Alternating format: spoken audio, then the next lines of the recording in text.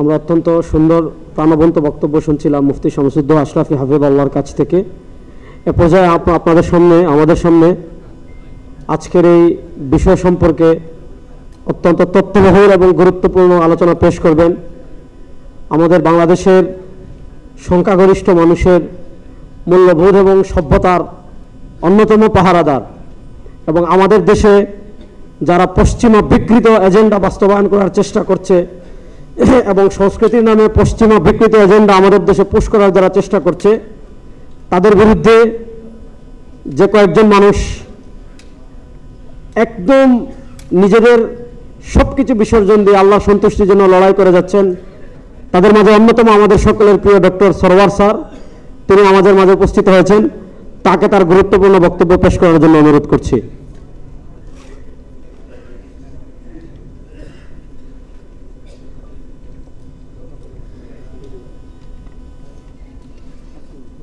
আসসালামু আলাইকুম। আমি আসলে একটা প্রশ্ন দিয়েই শুরু করছি যেহেতু সময় কম। আচ্ছা, আপনারা কি জানেন 2 সপ্তাহ আগে জাতীয় শহীদ মিনারে সমকামী বিয়ের আইন করার জন্য অনশন করেছিল? সবাই জানেন? ভাবা যায় বাংলাদেশের মতো জায়গায় অনেকে বলে এলজিবিটি কোনো ইস্যু না, সমকামিতা, ট্রান্সজেন্ডার, এলজিবিটি এগুলো কোনো ইস্যু না, কিন্তু শহীদ মিনারের মতো জায়গায় ঢাকা ইউনিভার্সিটিতে তারা অনশন করেছে দিনের বেলায় সবার সামনে। আরেকটা প্রশ্ন, এই যে আজকে আমরা একত্রিত হয়েছি যে সঙ্গীত শিক্ষকের আমরা একত্রিত হয়েছি সঙ্গীত শিক্ষকের ব্যাপারে, সেই প্রজ্ঞাপনে ট্রান্সজেন্ডার শিক্ষকের কোঠার কথা বলা হয়েছে। এটা কি আপনারা জানেন?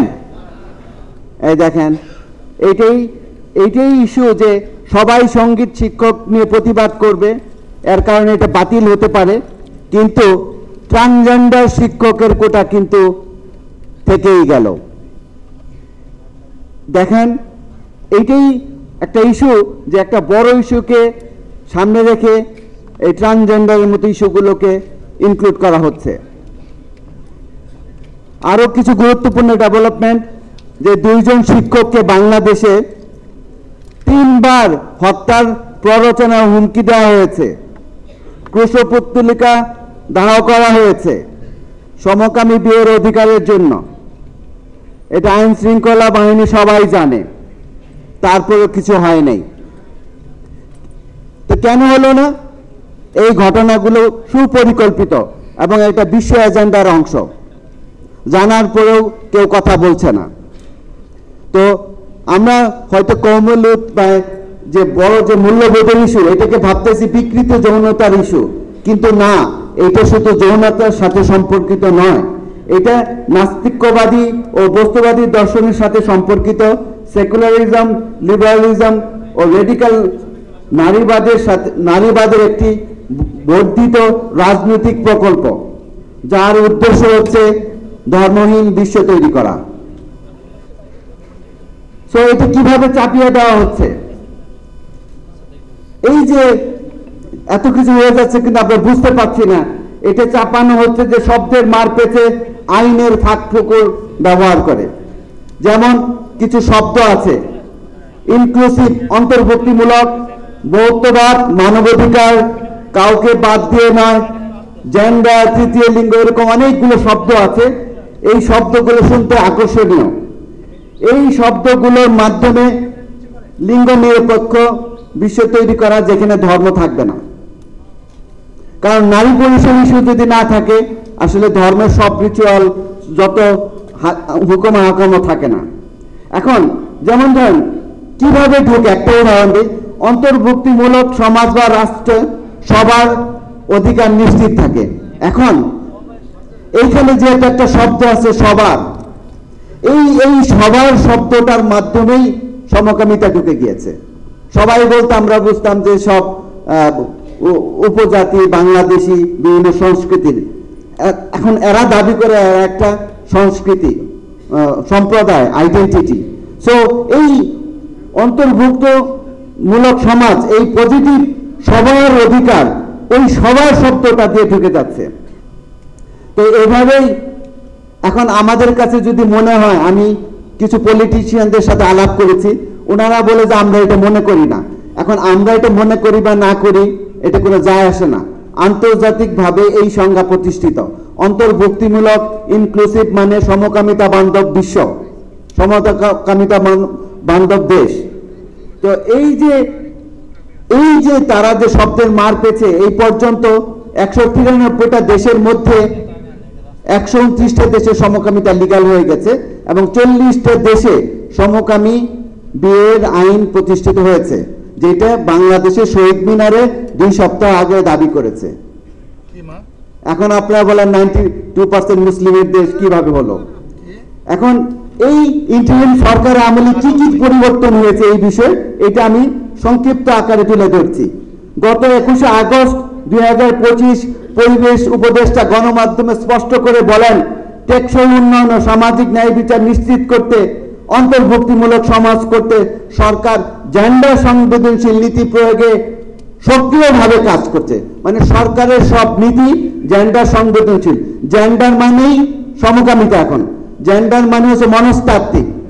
আমরা ভাবতাম জেন্ডার মানে ছেলে ও মেয়ে, কিন্তু জেন্ডার মানে 100টা, 100-এর অধিক হতে পারে।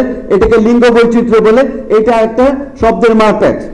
আচ্ছা, সেকেন্ড হচ্ছে দেখেন, গার্মেন্টস ইন্ডাস্ট্রি সবচেয়ে বড় ইন্ডাস্ট্রি, যে দেখা যাচ্ছে যে 23শে অক্টোবর 2 দিন আগে ILO C190 একটা সনদ রেটিফাই করেছে। এই সনদ রেটিফিকেশনের মাধ্যমে এই হয়রানি মুক্ত পরিবেশ, কর্মপরিবেশ তৈরির ব্যানারে মানে গার্মেন্ট ইন্ডাস্ট্রিতে যত কর্মপ্রতিষ্ঠানে সমকামিতা বান্ধব করার প্রেক্ষাপট তৈরি হয়েছে। এখন বায়াররা চাইলে তারা চাপ প্রয়োগ করতে পারবে যে আন্তর্জাতিকভাবে তোমরা তো অ্যাকসেপ্ট করেছো। সেকেন্ড, জলবায়ু সংক্রান্ত যত নীতি আছে, ক্লাইমেট চেঞ্জ, জলবায়ু নীতি, সবগুলো জেন্ডার সংবেদনশীল বা LGBT বান্ধব করা হচ্ছে, সরকার রিপিটেডলি বলছে। 3 নম্বর, সবচেয়ে গুরুত্বপূর্ণ, সংবিধানে যে মানুষের আইডেন্টিটি নারী পুরুষ, সেইটাকে চেঞ্জ করে নারী সংস্কার কমিশনে বলেছে জেন্ডার আইডেন্টিটি, মানে লিঙ্গবাদ, মানে সমকামিতা। সংবিধান সংস্কার কমিশনে একটা শব্দ অ্যাড করেছে, 2টা শব্দ দেখেন, বহুত্ববাদ আর লিঙ্গ। নারী পুরুষ ধর্ম লিঙ্গ নির্বিশেষে, লিঙ্গ যদি নির্বিশেষে হয় মানে জেন্ডার এখানে 100টার মতো আছে, তার মানে লিঙ্গ বৈচিত্র্য। এখন সবাই তো বলবো বহুত্ববাদ বাদ দেওয়ার জন্য, কিন্তু লিঙ্গ কিন্তু থেকেই গেল। এইটা হলো টেকনিক, একটাকে দেখায় আরেকটা রেখে দেয়। গানের শিক্ষকের যেমন ট্রান্সজেন্ডার হয়ে গেল, ট্রান্সজেন্ডার নিয়ে কিন্তু কেউ কথা বললো না। গানের শিক্ষক আপনাদের সন্তানকে ট্রান্সজেন্ডার শিক্ষক পড়াবে, সরকার আইন আছে 1% কোটা। তো 4 নম্বর যেটা হচ্ছে নারী পুরুষে, 5 নম্বর হচ্ছে পার্সোনাল ডাটা প্রোটেকশন অ্যাক্ট। এখানে অযাচিতভাবে সেক্সুয়াল ওরিয়েন্টেশন, সমকামিতার ইস্যু যুক্ত করা হয়েছে। 7 নম্বর, জন্মগত পুরুষকে ডক্টর ইউনূস নিজের হাতে নারীর পুরস্কার দিয়েছে, তার মানে নারীর সংজ্ঞার মধ্যে পুরুষও রয়ে গিয়েছে। 8 নম্বর, যেটা হলো জাতিসংঘের যে অফিস, মানবাধিকার অফিস স্থাপন করেছে, সেই অফিসে অন্যতম তাদের মূল্যবোধ হচ্ছে সমকামিতা কায়েম করা, এবং নেপালে এই অফিস কায়েমের পর নেপালে সমকামী বিয়ে জায়েজ হয়ে গেছে। এই অবস্থায় তাহলে রাজনীতিবিদদের কি করণীয়? যেহেতু এটা রাজনৈতিক প্রকল্প, রাজনৈতিক ভাবেই মোকাবেলা করতে হবে। এটা মুসলিমদের ইস্যু, ইমানের ইস্যু, আইডেন্টিটি ইস্যু, তাই কেউ জোর করে চাপিয়ে দিতে পারবে না। প্রথমত আমার প্রস্তাব হচ্ছে স্কুলের শিক্ষক নিয়োগে ট্রান্সজেন্ডার কোটা বাতিল করতে হবে। যে সমস্ত শব্দের মার পেয়েছে, সমকামিতা বান্ধব করা হচ্ছে বিভিন্ন পলিসি, ওই সমস্ত শব্দকে আইনত সংজ্ঞা ঠিক করতে হবে। 3 নম্বর, ইন্টারিমের আমলে যত পলিসি তৈরি করা হয়েছে, পরবর্তী সরকার যখন ক্ষমতায় যাবে তারা পুনঃ মূল্যায়ন করে মেকশিওর করতে হবে এখানে সমকামিতার কোনো এলিমেন্ট নাই। লাস্ট যেটা আমি বলবো, এই যে দেখেন শব্দের মার্কেজ রেইনবো নেশনের কথা বলা হচ্ছে, এটা সাউথ আফ্রিকার মডেল, সবাই বলতেছে এখানে সবাইকে নিয়ে অন্তর্ভুক্তিমূলক। দেখেন সাউথ আফ্রিকা এই মডেল নিয়ে 1996 সালে প্রথম সংবিধানের সমকামিতা বান্ধব করে, সেক্সুয়াল ওরিয়েন্টেশন ঢোকায়। 2006 সালে রেইনবো নেশনের মাধ্যমে আফ্রিকার প্রথম সমকামী রাষ্ট্র বিয়ে বৈধ করে এবং পৃথিবীর মধ্যে পঞ্চম।